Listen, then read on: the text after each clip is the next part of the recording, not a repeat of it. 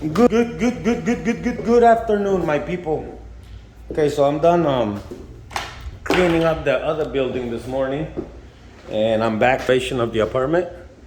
And I wanted to share with you that today is the day, for real, that I'm gonna be doing the trim.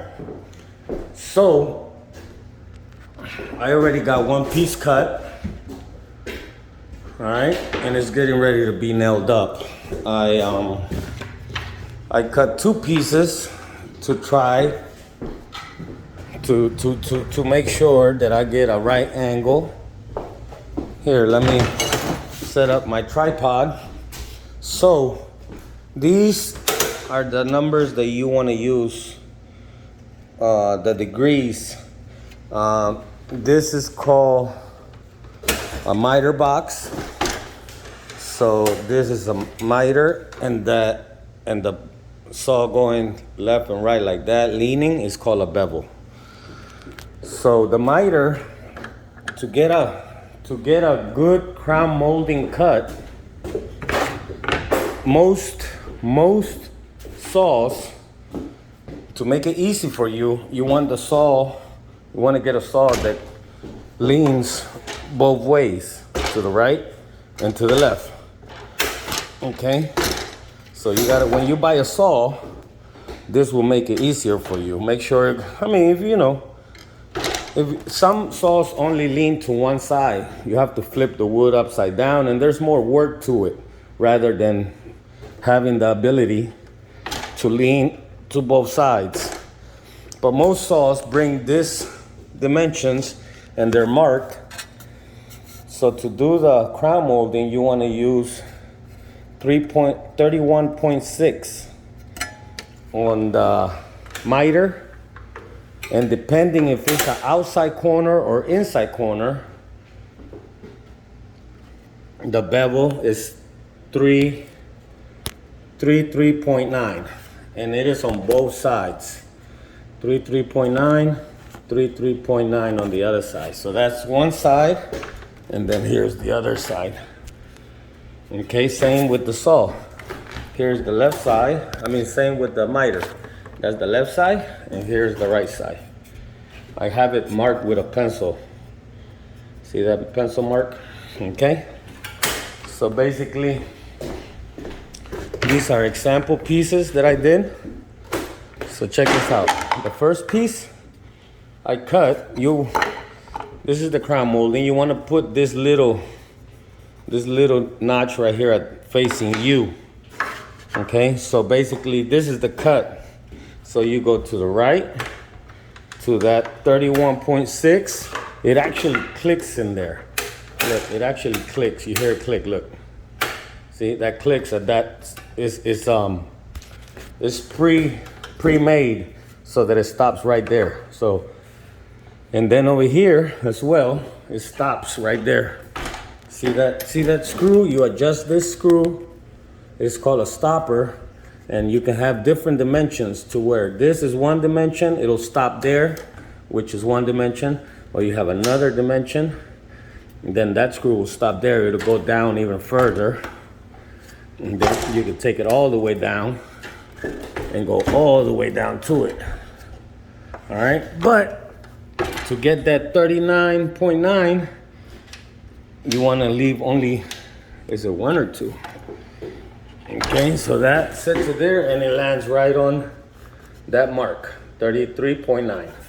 All right, so that is the cut. So you have 31.6 on the miter, 33.9 on the bevel, and then you cut it. Wham! You slice it, cut it right there. Look, see that cut? That's the same cut. So that's one piece. And then the other side, you put it on the other side. You basically flip everything around. Everything around. It's already preset so that you can just click it and click. And then you have the other cut right there. Bam! Right there. See that? Once that is done, here, let me set this up on here so I can show you guys better what I'm talking about. But So with that, let me get the two pieces. The two pieces. Here's your square. And the two pieces will actually go like this, upside down. And look at that. Perfect. Can you see? Yeah, look. Perfect square. See that? The square. See that? And that right there would go on the corner. That's an inside corner.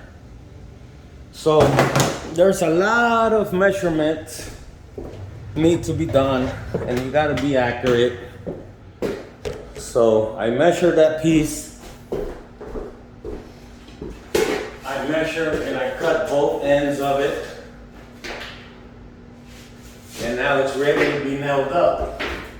But before I nail it up, I have to start that bad boy up.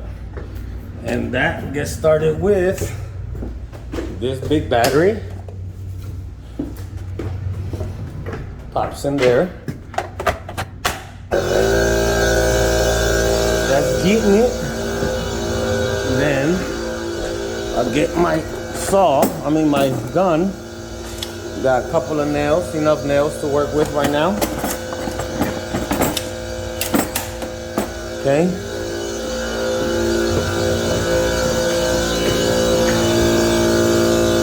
Plug this in here.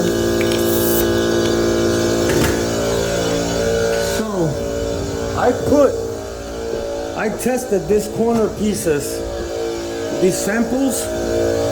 I tested them in the corner. You see my pencil marks? So that's how it's gonna go right there. And that pencil marks, I measured from the ceiling down, is 3.5 inches. So in order for me to be consistent from here all the way to over there, I marked the corners. But I also made a 3.5 inch mark down from the ceiling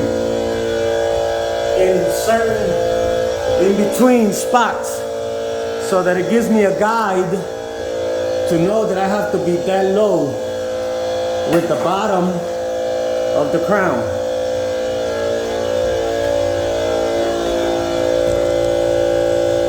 Sorry the video is long, but it's a process.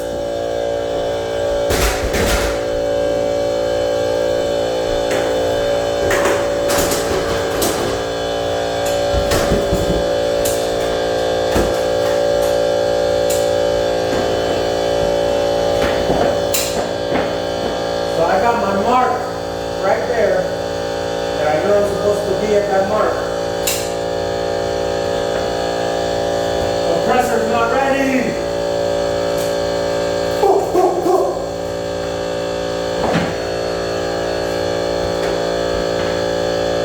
And then it's just a matter of cut, nail. And I'll show you how to do the big pieces by yourself.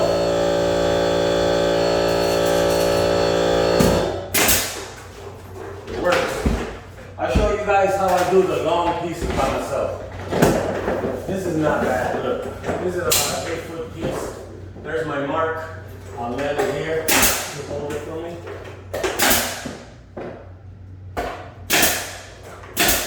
That's holding it for me. The mark is here as well. And you know what? It's not a bad idea to leave the ends loose, so that when you attach the next piece, you can play with it and make sure that they're both meeting correctly. So I'm gonna leave that end loose and that end loose. Wow. This is how you take them long measurements by yourself. Okay? This is how you take a long measurement by yourself. With that piece already up, you can actually push it up where it's go and put your tape under it. And that wood will hold it. I have a couple ladders already set up. pull it as tight as you can, and you take a measurement, and the measurement is 140 and 7/8. So then you just go back to the saw and cut yourself 140 and 7/8 on both ends. And then you bring it back, push it over there. You put the long end over there, and that wood will hold it. And then you just go to your other ladder and push it over there. Remember, 3.5 inches down. So I'll mark it here, 3.5. So I know I have to put down, and then I'll mark a couple in the middle at 3.5 as well. That gives me some marks to make sure that all of it is consistent. The crown molding looks consistent and straight. So I'll be back. I'm gonna go cut the piece, and I'll be back with the big long piece. Remember, if you have any questions, any comments, anything, feel free to type it in, and I'll try to get back to you. If you have any questions, any comments, like, share. Don't forget to subscribe. It's going down.